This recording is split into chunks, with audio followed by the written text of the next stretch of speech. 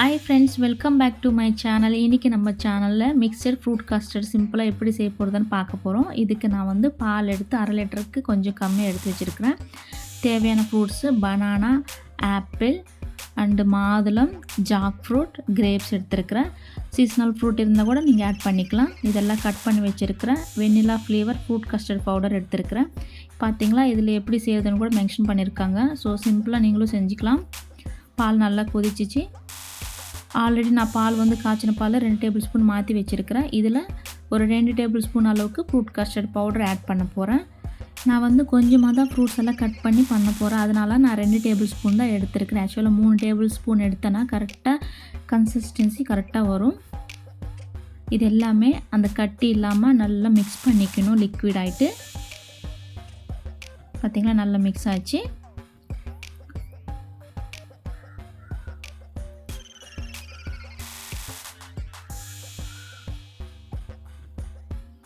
இப்போ பால் நல்லா சூடாக இருக்கும். இதில் வந்து டேஸ்ட்டுக்கு தகுந்த மாதிரி சுகர் ஆட் பண்ணிக்கலாம். இப்போ நான் இதில் 2 டேபிள் ஸ்பூன் தான் ஆட் பண்ணுறேன். ஏன்னா பனானா இதெல்லாமே கொஞ்சம் ஸ்வீட் இருக்கும். ஸோ அதனால தான் கொஞ்சமாக நான் ஆட் பண்ணேன். அது உங்களோட டேஸ்ட்டுக்கு தகுந்த மாதிரி நீங்கள் ஆட் பண்ணிக்கலாம். இதில் ஒரு பிஞ்ச் ஆஃப் ஏலக்காய் பவுடர் ஆட் பண்ண போகிறேன் இப்போது. ஏன்னா ஸ்மெல் நல்லாயிருக்கும், நல்லா ஃப்ளேவர் கிடைக்கும். ஸோ அதனால தான் பிஞ்ச் ஆஃப் தான் ஆட் பண்ணது. உங்களுக்கு ஆப்ஷனல் தான். இப்போ நம்ம மிக்ஸ் பண்ணி வச்சுருந்தா வெனிலா கஸ்டர்ட் பவுடர் இந்த பாலில் நம்ம ஆட் பண்ணிக்கலாம்.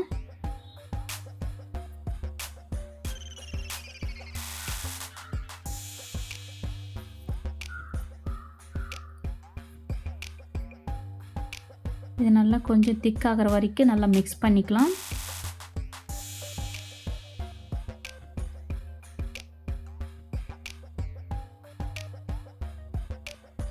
பார்த்திங்கன்னா நல்லா கொஞ்சம் திக்காச்சு. வேணும்னா கூட இன்னும் திக்கு வேணும்னா நீங்கள் கொஞ்சம் கஸ்டர்ட் பவுடர் கூட ஆட் பண்ணிக்கலாம். எனக்கு இந்த மீடியம் போதும். ஸோ அதனால் நான் இந்த 2 டேபிள் ஸ்பூன் தான் ஆட் பண்ணது. பார்த்திங்களா இப்போ நான் கட் பண்ணி வச்சுருந்த ஃப்ரூட்ஸ் எல்லாம் இதில் ஆட் பண்ணுறேன். உங்களுக்கு பிடிச்ச ஃப்ரூட்ஸ் என்ன இருந்தாலும் இதில் ஆட் பண்ணிக்கலாம். மேங்கோ இருந்தேன்னா சூப்பராக இருக்கும். வாட்டர் மெலன் இந்த மாதிரியெல்லாம் ஆட் பண்ணிக்கலாம். எனக்கு எது அவைலபிளாக இருந்தோ அதெல்லாம் வச்சு நான் ஃப்ரூட் கஸ்டர்டை ஆக்கிட்டேன். நான் வீட்டில் இருந்த ஜாக் ஃப்ரூட் கூட ஆட் பண்ணியிருக்கிறேன். மேங்கோ இருந்தால் சூப்பராக இருக்கும் இன்னும். ஸோ அது இந்த சீசனில் எனக்கு கிடைக்கலாம். இருக்கிறத வச்சு நான் ஃப்ரூட் கஸ்டர்ட் பண்ணிட்டேன். ஸோ இப்போ சர்வ் பண்ணிக்கலாம். சிம்பிள் தாங்க. இது கொஞ்சம் நேரம் அப்படியே ஃப்ரிட்ஜில் வச்சுட்டு வெயிலில் போயிட்டு வந்து சாப்பிட்டேன்னா சூப்பராக எம்மையாக இருக்கும். பசங்களை கூட ரொம்ப விரும்பி சாப்பிடுவாங்க.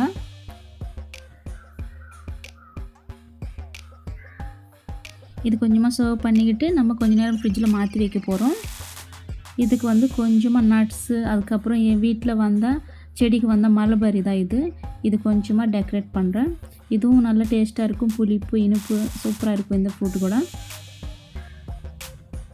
நட்ஸு கொஞ்சம் ஆட் பண்ணுறேன். இது ஆப்ஷனல் தான். எனக்கு ரொம்ப பிடிக்கும் நட்ஸ் ஆட் பண்ணி சாப்பிட்டேன்னா. ஸோ அதனால தான் போடுறேன்.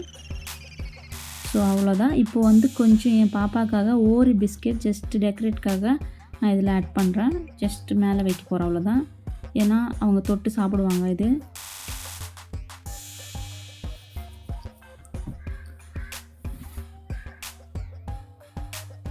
அவ்வளோதான் ஃப்ரெண்ட்ஸ். கலர்ஃபுல்லான ஃப்ரூட் கஸ்டர்ட் ரெடி ஆச்சு. சிம்பிளாக நம்ம இது வீட்டிலே அடிக்கடி ரெடி பண்ணிக்கலாம். குழந்தைங்க வெறும் ஃப்ரூட்ஸ் வச்சா சாப்பிட மாட்டாங்க. இந்த மாதிரி பண்ணி கொடுத்தோன்னா சான்ஸ் எல்லாம் நல்லா சாப்பிடுவாங்க.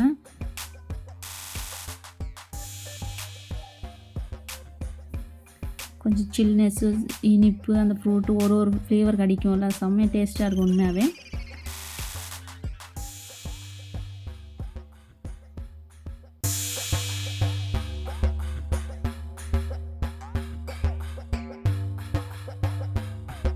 அவ்வளோதான் ஃப்ரெண்ட்ஸ். இவங்க இப்போ டேஸ்ட் பண்ணி எனக்கு ஃபீட்பேக் கொடுப்பாங்க.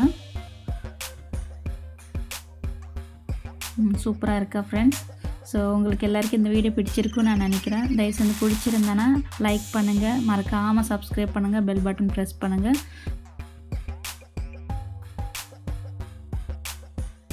ஓகே ஃப்ரெண்ட்ஸ், அடுத்த வீடியோவில் நல்ல ரெசிபியில் நான் உங்களை சந்திக்கிறேன். தேங்க்ஸ் ஃபார் வாட்சிங். பாய்.